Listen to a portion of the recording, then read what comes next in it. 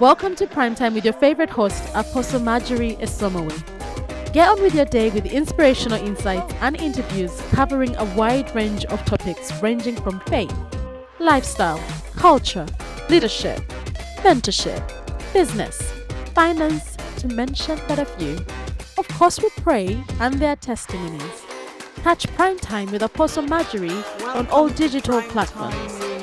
Prime Time with Apostle Marjorie Esomowei. Welcome to this podcast, and this is Apostle Marjorie Esomowei. I want to just go straight into the talk for today. I believe you all are well, but I want to ask that you please give me the next 27 minutes or 25 minutes or so, and I can guarantee that your life will be transformed, your life will be changed. Something is going to definitely shift in your life, in your ministry, in your business. I want to talk about something that we do hardly talk about. You know, a lot of people have referred to me as a brand strategist. I talk about branding. I talk about how to manage multiple brands because by God's grace, I have so many brands that I handle, and to God's glory, each one of them is very successful. But today I want to move beyond the brand to reputation. You see, everything has a strategy. And you'll be surprised to know that there's a strategy to manage your reputation. So, what is a brand? Let me just say that quickly. You know, a brand, that's who you are. That's who your ministry is, your business is, your product is. The impression people have about you, I'm just kind of in a nutshell, telling us what a brand is, the aftertaste when people have dealt with you, etc. But I want us to talk about reputation. Reputation goes the longer haul than the brand. So, what is our reputation? That's the opinion that people hold about us or about something in general. How much respect and admiration someone receives based on past behavior, based on past behavior, based on past behavior, or based on past character. Now, that repetition was not a mistake. It was intentional to say our reputation is usually, a build-up of our past behavior, our past character. It's really the estimation in which people hold us. And, the general public, our church, our friends, our family. Now, one quick question. People talk about rebranding, and I used to do, and I still do. Can you rebrand? Yes. Can we re-reputation? You know what that means? Rebrand? Yes. Can we change reputation? I want to tell you, it will take God to change a reputation. It's possible, but it would take you going the extra mile. Yes, you can rebrand, you can change a lot of stuff, change your logo, change the way you dress, change the way you talk, but with reputation, it will take a little bit longer and a little bit more effort. And it's so important because when people hold a reputation about us, or we have a reputation somewhere within a community, you need to put in effort because it will affect you.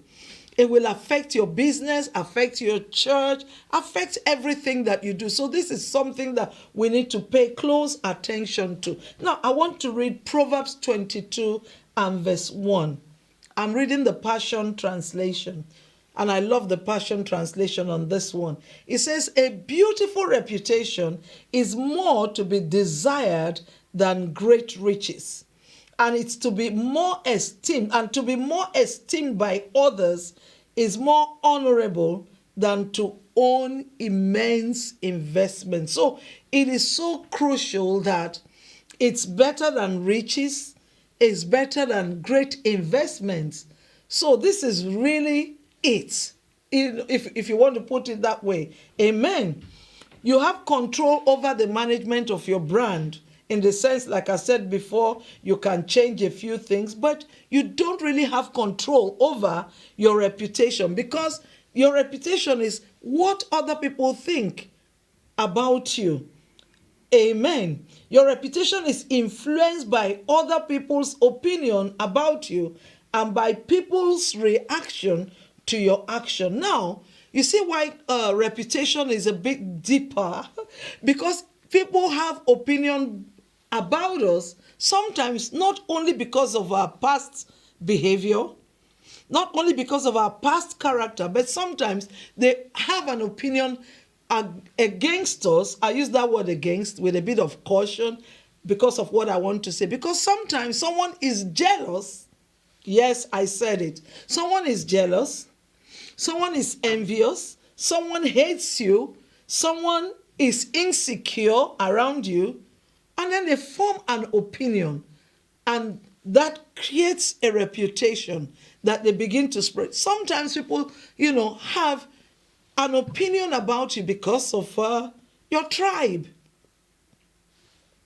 And they say people from this tribe act this way, and they hold it, and that opinion is there. It creates a reputation for you because people of your tribe act that way. And so that stigma sticks with you. Sometimes it's because of your race. Your race can place an opinion in the heart of somebody, and they just believe, that's who she is, and that stigma stays. Okay, office politics. A lot of things can affect the way people think about you and the opinion they have about you, and that forms our reputation. Why am I saying this? It is easy to rebrand, but when it comes to re-reputation, there are a lot of factors playing around it. And so we're going to look at how can we change this. Basically, it is difficult to manage reputation. So let's not stop in the place of managing our brands. We need to go forward. Okay, so let's say something about this long haul. Someone that, and a lot of people, if you're in the eye of the public, a lot of things would have affected your reputation. And how did I overcome some of it? You don't really overcome it all. But, I had to create my own strategy to say, you know what, I've got a long way to go. So I need to manage my reputation within my community and outside of my community. Of course, some people can never change. Get that right at the back of your head. No matter what you do, they believe what they believe and they stay with it. That's fine. So one of the first things I did was to once again, go back to my core values.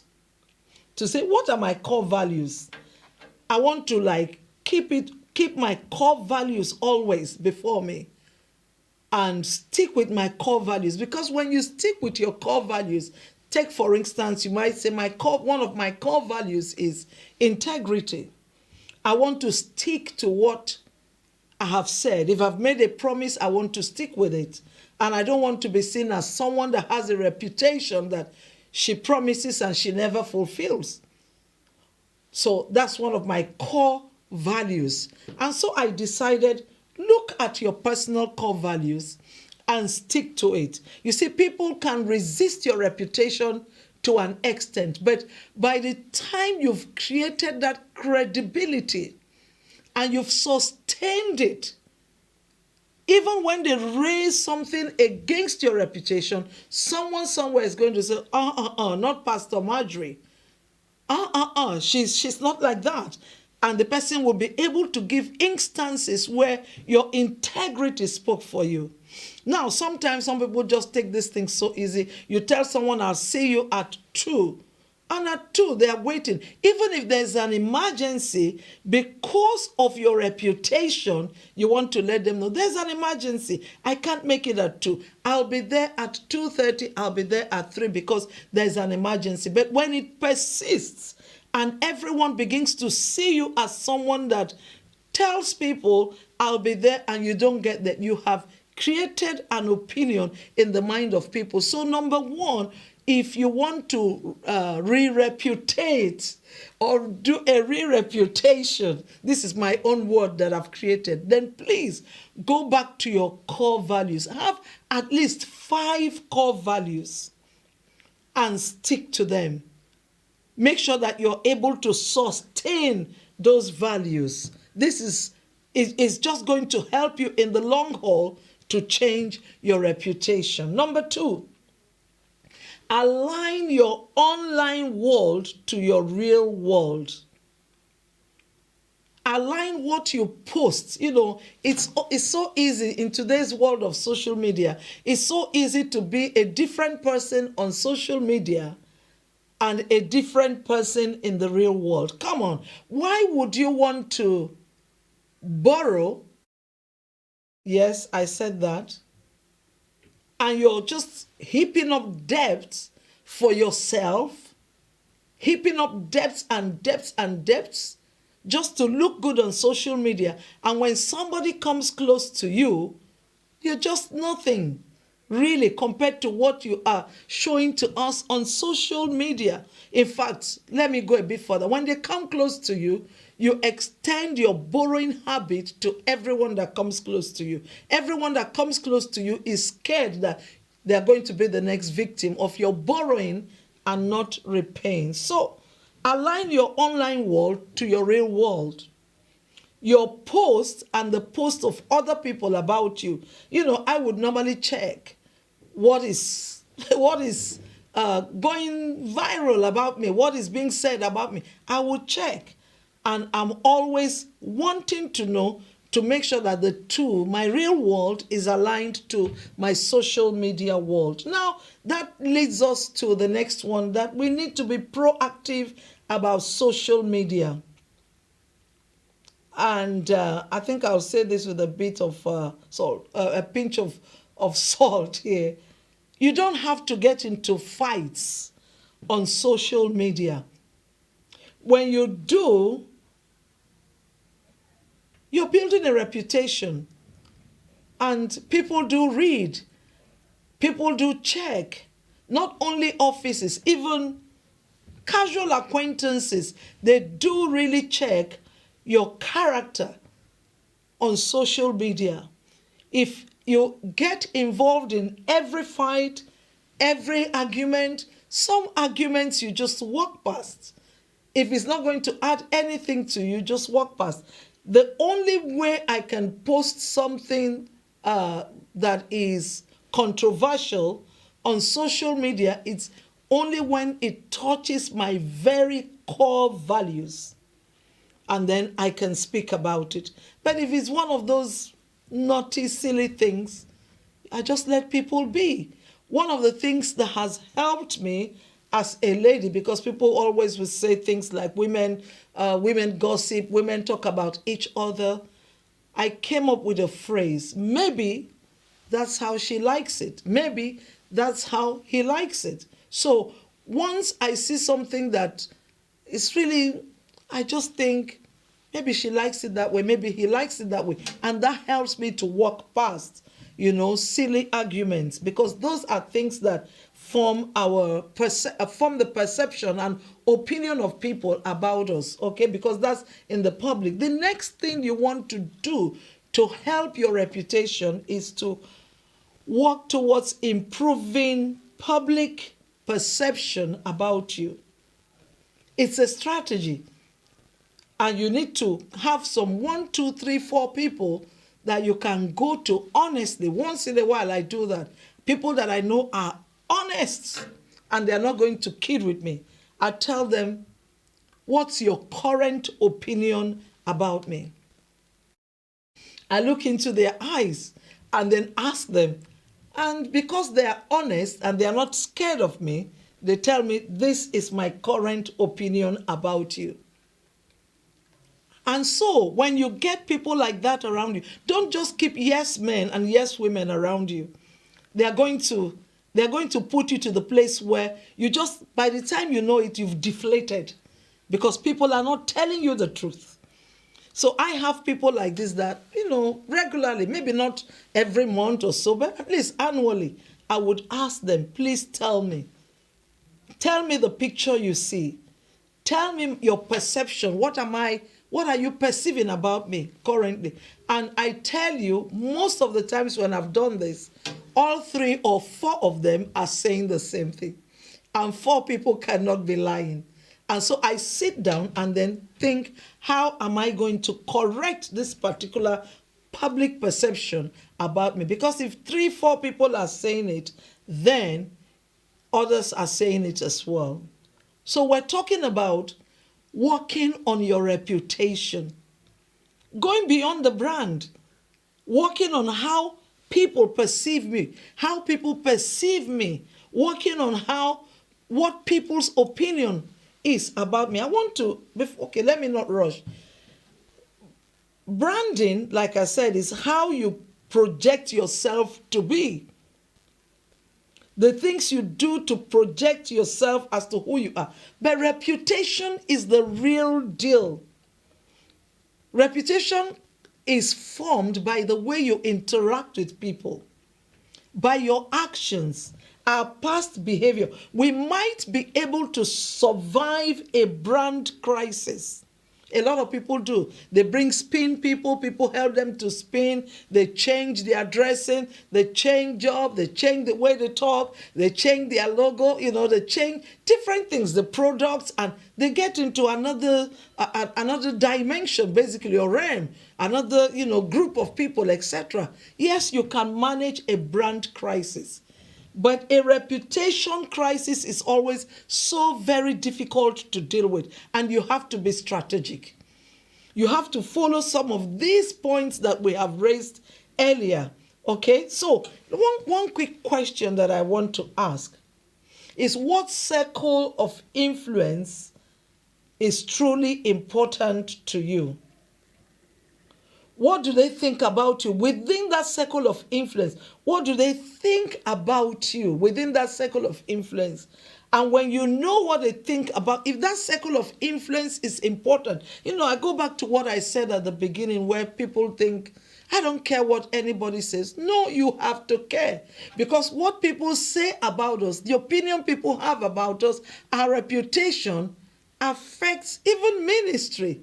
How can you minister to me if I have an impression that you are not, you're not too good? Or I have an impression that you are dubious? Or I have an impression that I don't really want to associate with this one.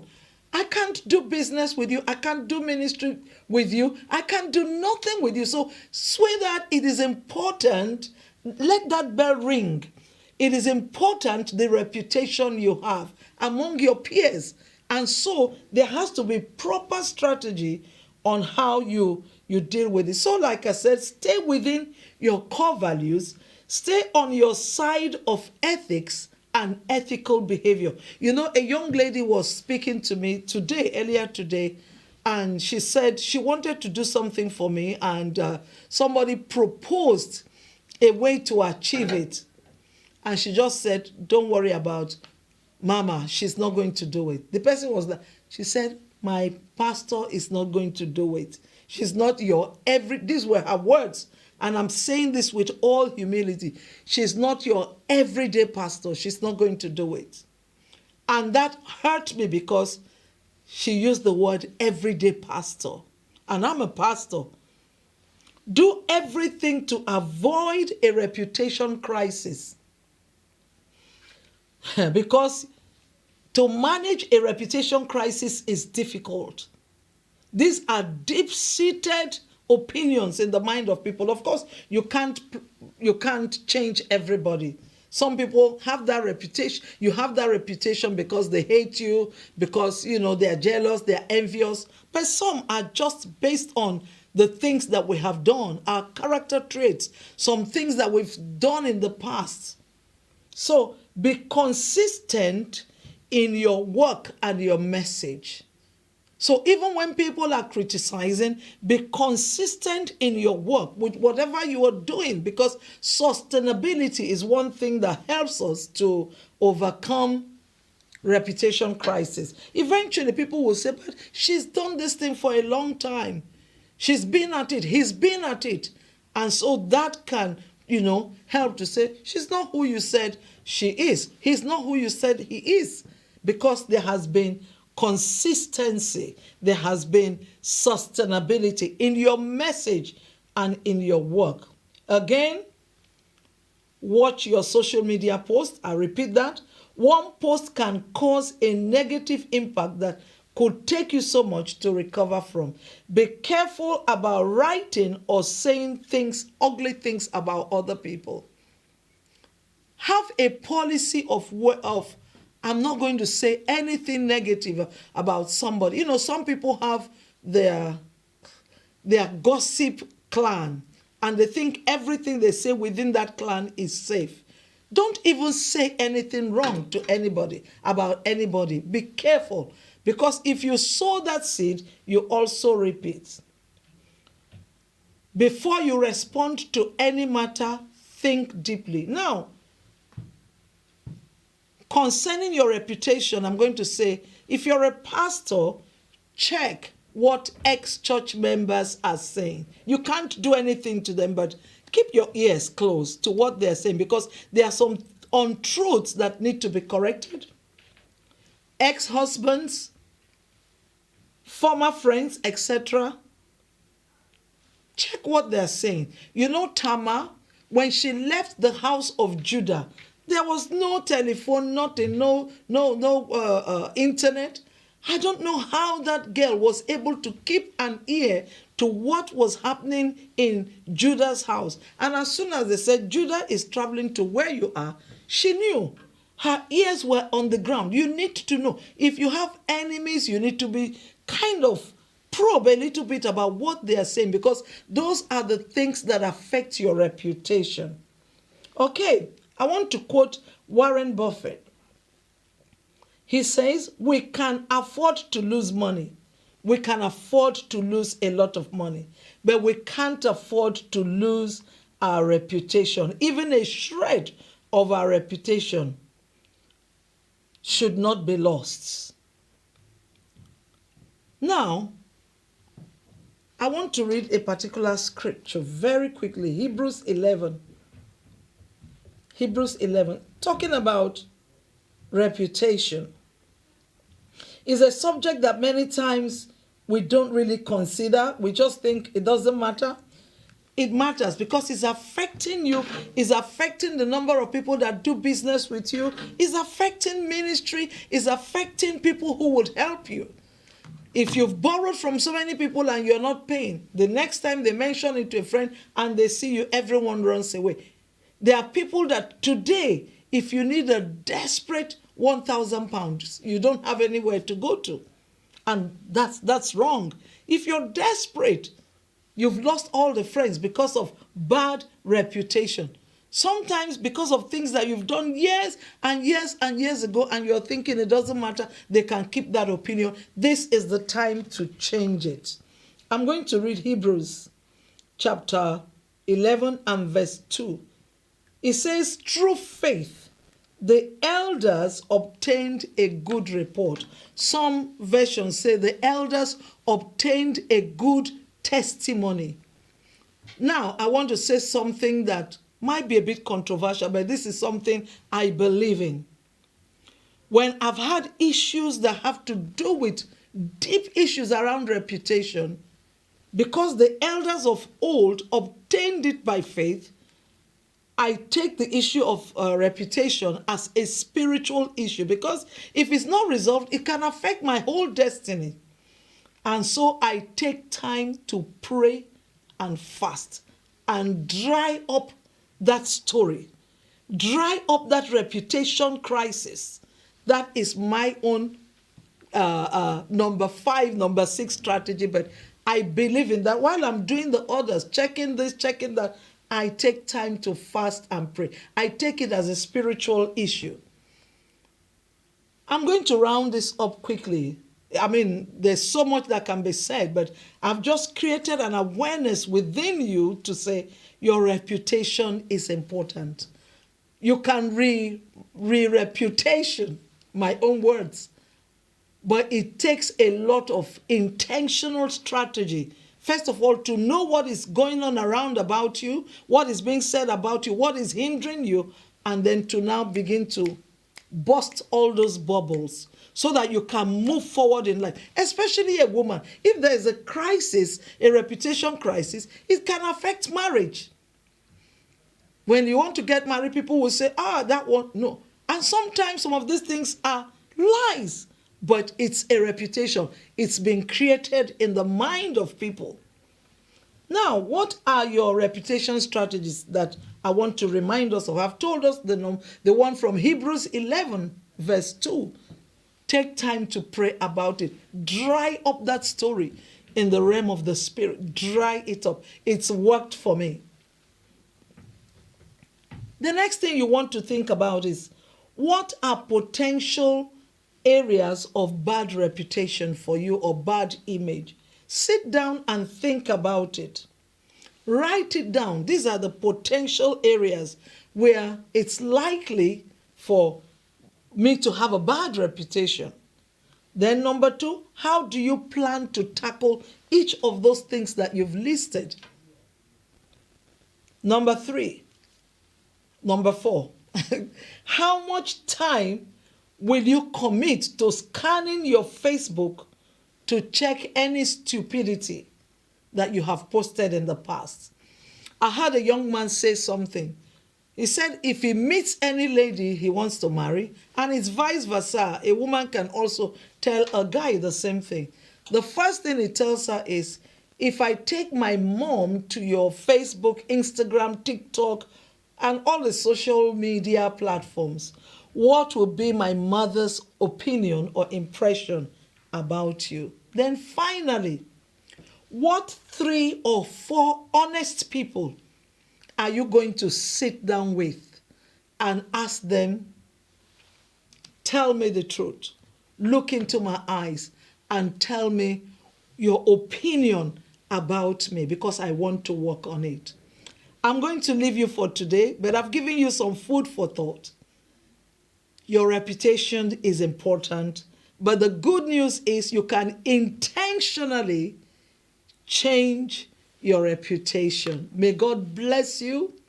May God keep you. Once again, this is Apostle Marjorie Esomowei, and I'll see you on my next podcast. God bless you. You've been watching Prime Time with Apostle Marjorie Esomowei.